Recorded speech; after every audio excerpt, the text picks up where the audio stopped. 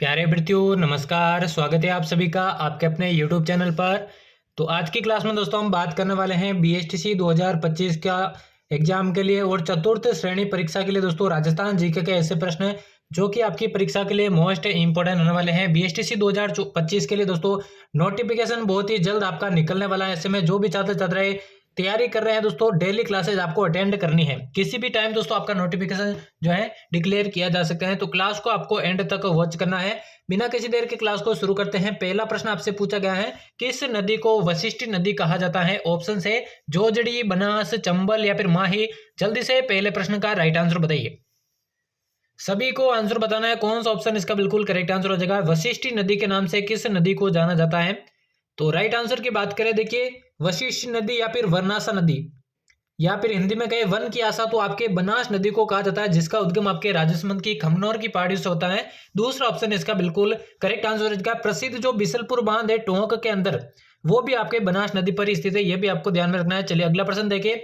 अगला पूछा गया, सेई बांध परियोजना का संबंध किस जिले से है? जयपुर, झालावाड़, उदयपुर या फिर श्रीगंगानगर। जल्दी से आंसर बताइए। सभी को साथ साथ में आंसर बताते रहना है। सेई बांध परियोजना जो है इसका संबंध कौन से जिले से है, यही आपसे पूछा गया है। तो सेई बांध परियोजना की बात करूं, ये आपके उदयपुर जिले से संबंधित है। तीसरा ऑप्शन इसका बिल्कुल करेक्ट आंसर हो जाएगा। चलिए अगला प्रश्न देखिए।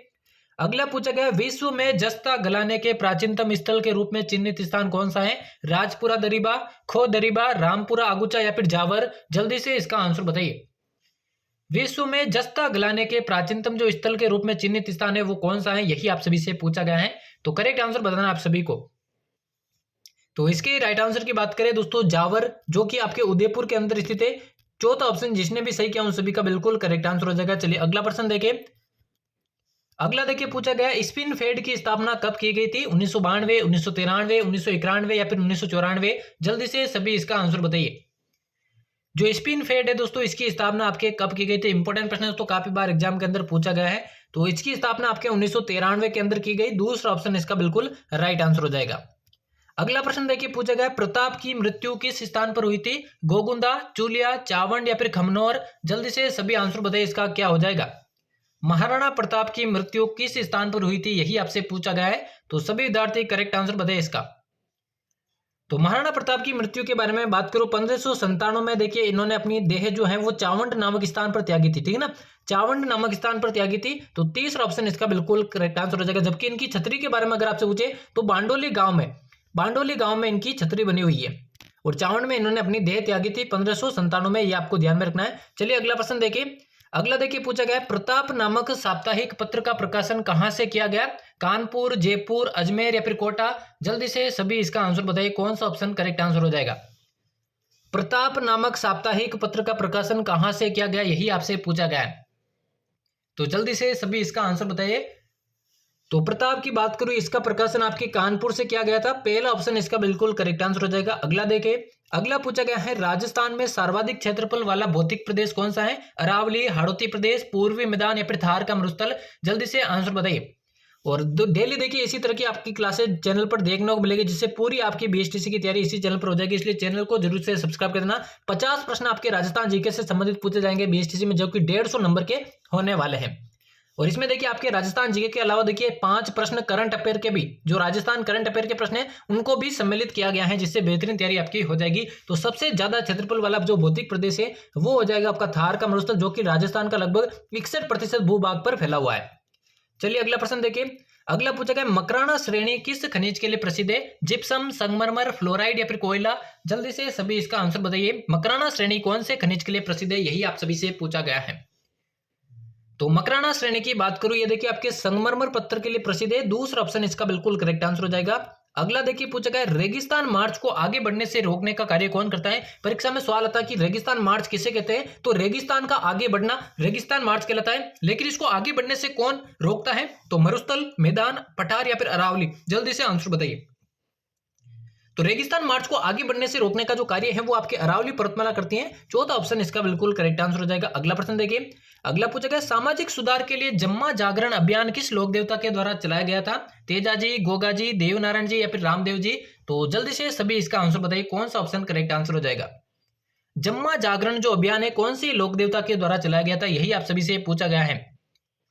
तो जम्मा जागरण अभियान की बात करूं दोस्तों, ये आपके रामदेव जी के द्वारा चलाया गया था। चौथा ऑप्शन इस प्रश्न का करेक्ट आंसर हो जाएगा। अगला प्रश्न देखिए, अगला पूछा गया चारण जाति किस देवी को अपनी कुलदेवी मानती है? काली, काली माता, दुर्गा माता, भवाल माता या फिर करणी माता? जल्दी से सभी इसका आंसर बताइए।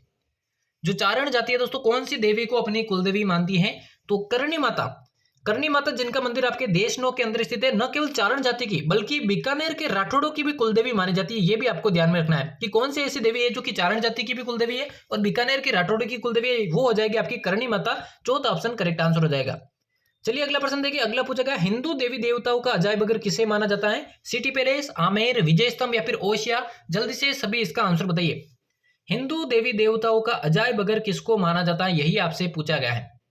तो हिंदू देवी देवताओं का जो अजायब घर है वो आपके विजय स्तंभ को माना जाता है। तीसरा ऑप्शन इसका करेक्ट आंसर हो जाएगा। अगला प्रश्न देखिए, पूछा गया है बाड़मेर में हल्देश्वर मंदिर कहां पर स्थित है? आसोतरा, चौहटन, पीरप्लूद या फिर नाकोड़ा? जल्दी से सभी इसका आंसर बताइए। बाड़मेर के अंदर जो हल्देश्वर मंदिर है वो कहां पर स्थित है? तो ये स्थित है दोस्तों आपके पीपलूद नामक स्थान पर। तीसरा ऑप्शन करेक्ट आंसर हो जाएगा। अगला प्रश्न देखिए, पूछा गया है इंग्लैंड में इंडिया हाउस की स्थापना किसने की थी? गोपाल सिंह खरवा, अर्जुन लाल सेठी, स्वामी कुमारानंद या फिर श्यामजी कृष्ण वर्मा? करेक्ट आंसर बताइए इसका क्या हो जाएगा। इंग्लैंड के अंदर इंडिया हाउस की जो स्थापना है इनमें से किसके द्वारा की गई थी, यही आप सभी से पूछा गया है।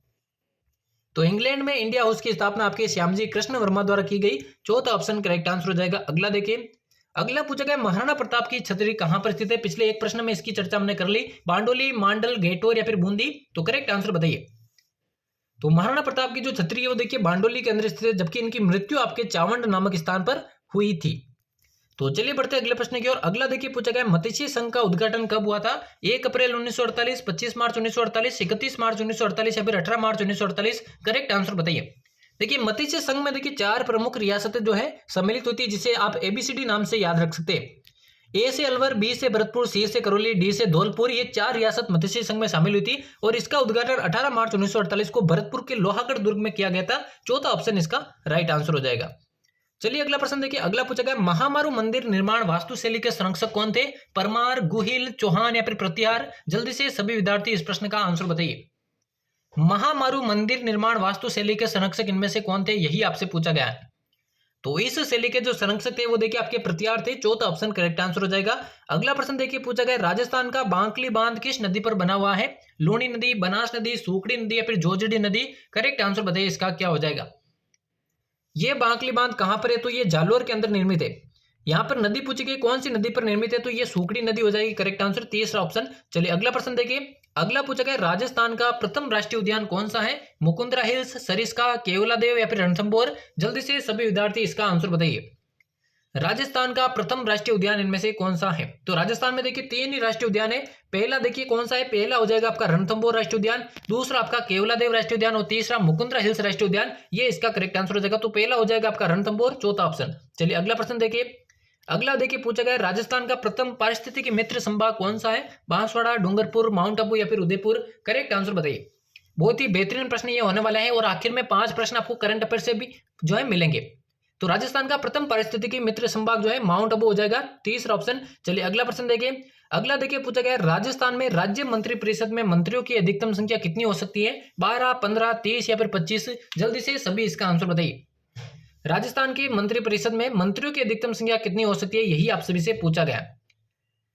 तो देखिए विधानसभा सदस्यों की 15% हो सकती है, यानी विधानसभा सदस्य कितने? 200। इसका 15% कितना होता है, यानी कि 15%। देखिए ये 2 से कट जाएगा, यानी कि 30 सदस्य मैक्सिमम इसमें हो सकते हैं, यानी कि तीसरा ऑप्शन इसका करेक्ट आंसर हो जाएगा।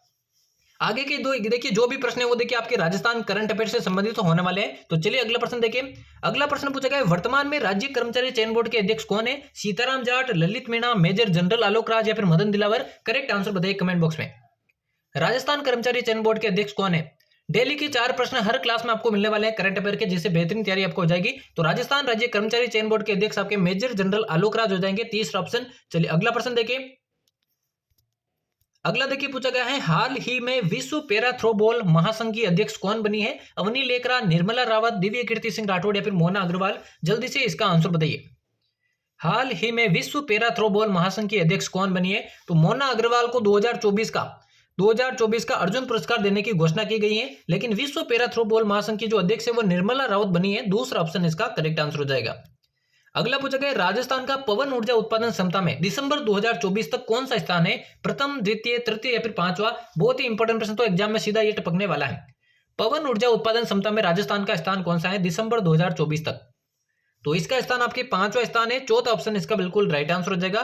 चलिए अगला प्रश्न देखिए, और आज के महत्वपूर्ण प्रश्नों की क्लास का ये अंतिम प्रश्न होने वाला है। यहाँ पर आपसे पूछा गया है 11वां बर्ड फेस्टिवल 2025 का आयोजन किस जिले में हुआ था, सीतापुरा जयपुर, गोल्डन पार्क उदयपुर, संग्रिया हनुमानगढ़ या फिर नवलसागर बूंदी। मोस्ट इंपोर्टेंट प्रश्न आप इसे मान सकते हैं। और यहाँ से कितने प्रश्न आपके करेक्ट है ईमानदारी से आपको कमेंट बॉक्स में बताना है, जिससे आपको अपनी तैयारी का मालूम चल सके।